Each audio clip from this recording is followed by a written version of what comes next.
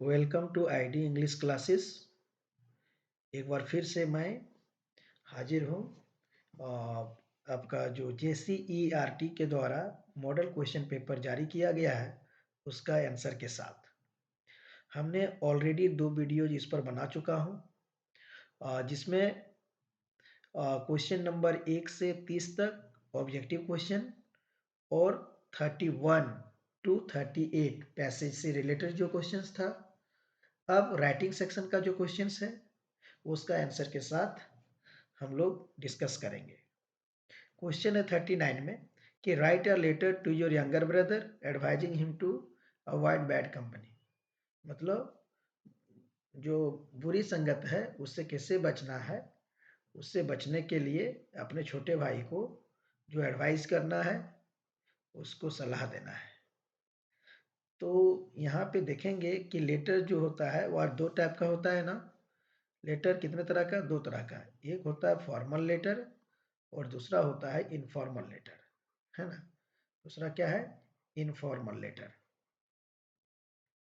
Informal letter, formal letter जो है official use के लिए लिखा जाता है और ये हम लोग रिलेटिव्स के पास लिखते हैं। रिलेटिव्स के पास लिखते हैं, है ना, इनफॉर्मल लेटर्स को। तो यहाँ पे जब आपको बताया जा रहा है कि ब्रदर के पास लिखना है, भाई के पास लिखना है, तो किस प्रकार का लेटर होगा? ये जो है इनफॉर्मल लेटर होगा। और इनफॉर्मल लेटर में आपको ध्यान रखना चाहिए फॉर्मेट को, क्या क्या जरूरत पड़ता है। तो सबसे पहले एड्रेस का, सबसे पहले एड्रेस लिखेंगे। सपोज कि मैं यहाँ से लिख रहा हूँ तो नी बरगंडा, गिरिडीह, झारखंड आप लिख सकते हो। उसके बाद आपको डेट लिखना होता है और उसके बाद सैल्यूटेशन, इस पार्ट को सैल्यूटेशन बोलते हैं, है ना। तो सैल्यूटेशन होगा, जैसे डियर मनोज मैं एग्जांपल के तौर पर लिखा हूँ और मनोज जो है क्या हो जाएगा यहाँ पे? छोटा भाई, ठीक है। अब जो इंट्रोडक्टरी पार्ट लिखेंगे, जैसे हम मैंने लिखा हूँ एक एग्जांपल के तौर पर कि I am very unhappy and full of grief to read the letter of your class teacher who informed that you have started moving in the company of bad boys. Your class teacher has made a very strong complaint against you and this is really shocking news as it was not expected of you. तो आप जो है नाखुश जाहिर कर रहे हैं अपने आप से कि उसका बिहेवियर के, अपने भाई के बिहेवियर के ऊपर, और किस प्रकार से उसका टीचर जो है आपको लेटर लिखा है ना। अगर नहीं भी लिखा है तो अगर लिखने के लिए आपका एग्जाम में आए तो आप इस प्रकार से लिखेंगे, अपने से बनाएंगे और लिखेंगे, है ना। चाहे तो इसको आप लर्न कर जाओ, ये इसका आंसर परफेक्ट आंसर हो सकता है इस क्वेश्चन का। उसके बाद जो है और भी कंटेंट डालेंगे, जैसे मैंने डाला है कि it is also very shocking to know that you have started bunking classes. Bunking classes मतलब क्लास से भागना या तो क्लास छोड़ना, to see movies and have also started smoking. If this activity continues, the day may not be very far, far मतलब दूर रहना, when you will start gambling, consuming alcohol and taking drugs. यानी आप उसको बताएंगे इस part में कि देखो कि ये अच्छी बात नहीं है, आप क्लास भी नहीं जाते हो, उसके जगह पर मूवी चले जाते हो। इस प्रकार से अपने से कंटेंट डालना है आपको। और अगर इसी तरह का एक्टिविटी चलता रहा तो वह दिन दूर नहीं है जिसमें कि गलत आदत, बुरी आदत आपको और भी लग जाए, जैसे gambling, consuming alcohol, taking drugs. तो इस प्रकार से आपको पहले बताना है कि क्या हो सकता है, अगर बुरे संगत हो तो उससे क्या क्या प्रभाव पड़ सकता है। उसके बाद जो है नेक्स्ट पैराग्राफ आप लिख सकते हैं कि यू मस्ट नो दैट या man is known by the company he keeps. इस प्रकार से आप उनको ज्ञान बांट सकते हैं। ये आपको पता है ना कि जिस प्रकार से आप संगत में रहते हैं, जिस प्रकार के संगत में रहते हैं उसी प्रकार की आदत आप पर मतलब पड़ने लगता है। And if you continue moving in bad company you will spoil your life and also bring bad name to your school and family. और आपको पता है कि अगर बुरे आदत में आप रहेंगे, बुरे लोगों का संगत होगा तो किस प्रकार से आपके जीवन को प्रभावित करेगा।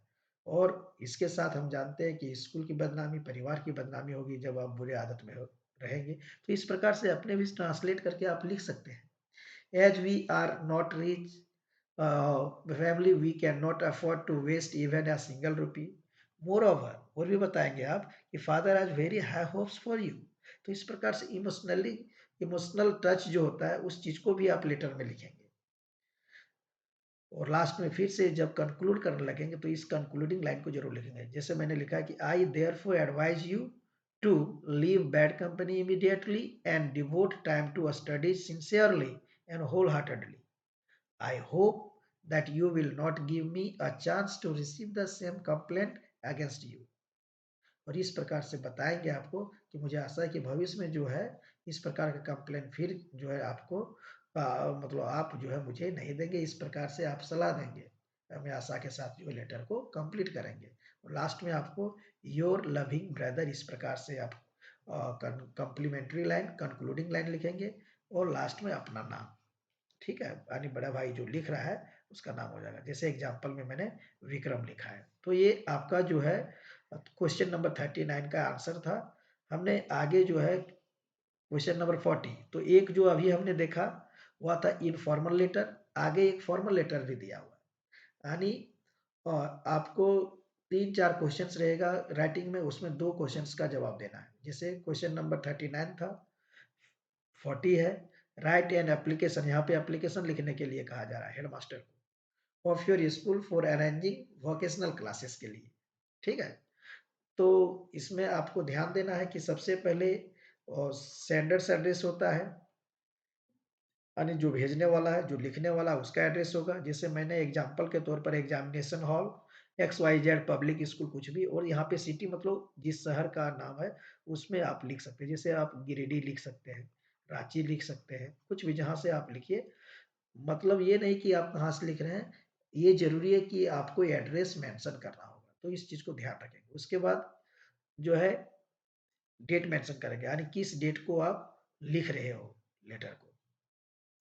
उसके बाद रिसीवर से एड्रेस होता है, यानी किसको रिसीव करना है एड्रेस ये लेटर। जैसे हेडमास्टर को लिखना है तो उनका एड्रेस होगा the headmaster XYZ high school Giridih. इस प्रकार से आप यहाँ पे स्कूल का नाम और नीचे सिटी का नाम देंगे, शहर का नाम या तो प्लेस का नाम। उसके बाद इसमें एक और ध्यान रखना कि फॉर्मल लेटर में आपको सब्जेक्ट मेंशन करना जरूरी होता है। ठीक है, जैसे मैंने अकॉर्डिंग टू क्वेश्चन जो है मेंशन किया है कि are request to arrange vocational classes. उसके बाद यहाँ पे सैल्यूटेशन का प्रयोग करेंगे, जैसे हमने लिखा है सर। और उसके बाद फिर से आप सेंटेंस को बनाना शुरू करेंगे।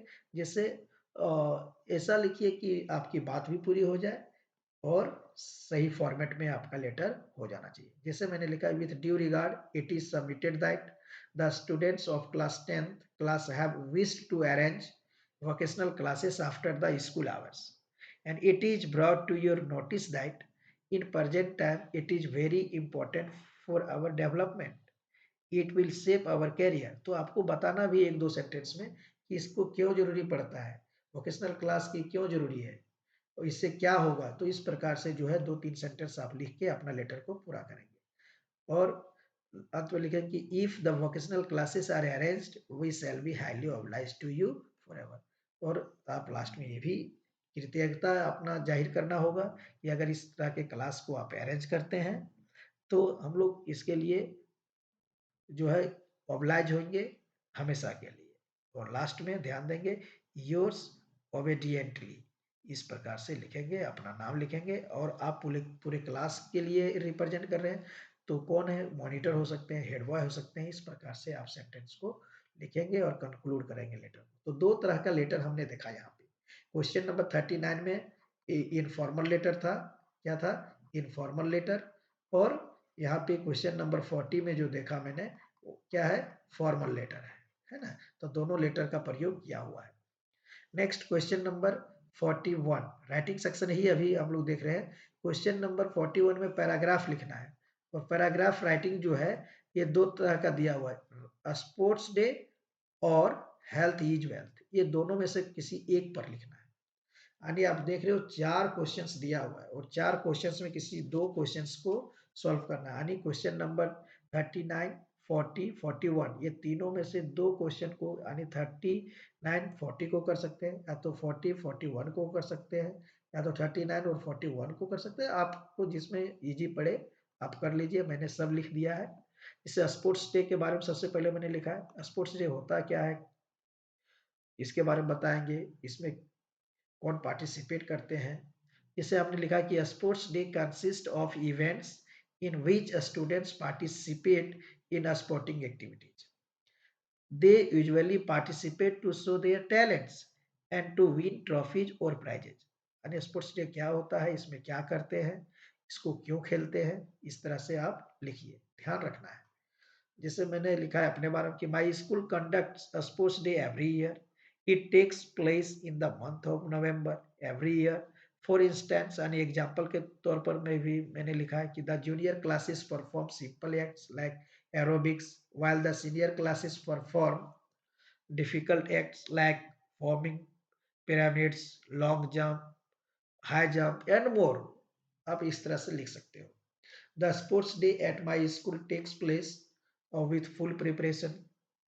The preparations begin 2 months earlier so that students can perform their act. We get extra time to practice for the sports day. It also helps to cut down on some academic studying, which everyone enjoys. तो sports के बारे में जितना आप जान सकते हैं, जितना सेंटेंस बना सकते हैं, आप इसमें पैराग्राफ में लिखिए, कोई दिक्कत नहीं है। एंड इसमें लिखना शुरू कीजिए, एक पैराग्राफ में भी चेंज भी कर सकते हैं पैराग्राफ, आप जैसे लिखना है लिखिए, कोई मतलब नहीं है कि आप एक में लिखते हैं, दो पैराग्राफ में लिखते हैं, यहाँ पे आपको मार्क्स मिल जाएगा, लेकिन सेंटेंस सही होना चाहिए। All of us practice in the sun and try to perfect our moves. On the final day, we all invite our parents to watch our talents. तो इस प्रकार से लिखते जाइए आप सेंटेंस को, इसको लर्न भी कीजिए, है ना। Thus we all enjoy ourselves a lot on our sports day and perform for our parents and teachers. There is always a chief guest invited to our sports day that inaugurates and concludes the ceremony with their encouraging words. तो क्या क्या आप sports day में देखते हैं, कौन आते हैं, ये सब ध्यान रखना चाहिए, क्या क्या होता है। अगर क्या क्या होता है, स्पोर्ट्स क्या होता है, इसके बारे में अगर आप लिखते हैं तो इस तरह से आपका सेंटेंस पूरा हो जाएगा। कौन रहते हैं, क्या हुआ, किस प्रकार की एक्टिविटीज होती है, इस तरह के सेंटेंस को आपको ध्यान में रखना होगा और इस प्रकार से पैराग्राफ लिखा जा सकता है। एक और यहाँ पे जो है हेल्थ इज वेल्थ, तो इसका भी मैंने एक आंसर मॉडल आंसर बना दिया है, आप इसको पढ़ सकते हो, जैसे यहाँ पे देख सकते हो आप। एक पैराग्राफ में टाइम कमी होने के कारण मैंने छोटा लिखा है, इसको थोड़ा देख लेंगे। ये भी आपका अकॉर्डिंग टू जो क्वेश्चन जो है ये कंप्लीट है, आप इसको भी लर्न कर सकते हो, हेल्थ इज वेल्थ का, ठीक है। जिसे everyone knows that health is wealth. If you have good health, then you can live a long and prosperous life. However, if you don't take care of your health, then it will deteriorate and you will eventually die. मतलब इससे क्या फर्क पड़ेगा, health अच्छा नहीं रहेगा तो इससे क्या क्या हानि होगा, हेल्थ हमें जरूरी क्यों है, स्वस्थ रहना हमें जरूरी क्यों है, ये सब चीजों के बारे में ध्यान रखना है। इसलिए ही कहता है ना हेल्थ इज वेल्थ, यानी स्वास्थ्य ही जो है वही अच्छी धन है, जानते हैं। That's why it's so important to eat healthy foods, exercise regularly and get enough sleep. यानी आप जो कैसे सही रह सकते हैं, इस प्रकार से आप हेल्दी रह सकते हैं, इसके बारे में चर्चा करेंगे। By taking care of your health, you are ensuring that you will have a long and happy life. As we know that a healthy person is a wealthy person. यानी जो स्वस्थ व्यक्ति है वही जो है धनी व्यक्ति है ना। इस इसको आप ध्यान में रखेंगे। Health is not only about being free of physical ailments, but also about having a sound mind. अगर आपका स्वास्थ्य ठीक है तो आप बीमार नहीं पड़ेंगे, फिजिकली फिट रहेंगे, है ना, और साथ ही साथ अच्छे विचार आपके मन में आएगा।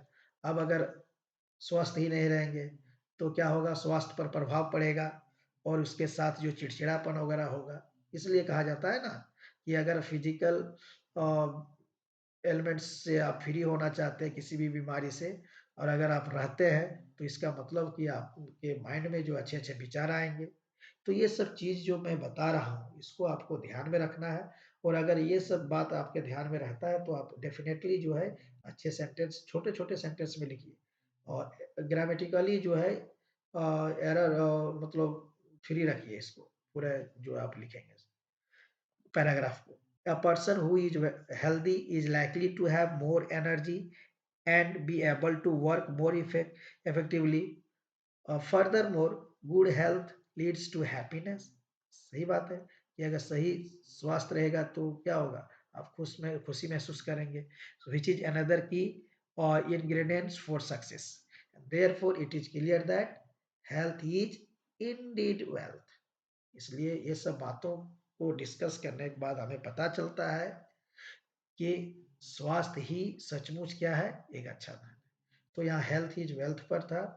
नेक्स्ट क्लास में हम लोग ग्रामर पोर्शंस और लिटरेचर पोर्शंस जो बाकी रह गया क्वेश्चंस, यानी 42 क्वेश्चन से जो है आगे हम लोग पढ़ेंगे। ठीक है, thank you very much, keep watching this video and share, like and subscribe also.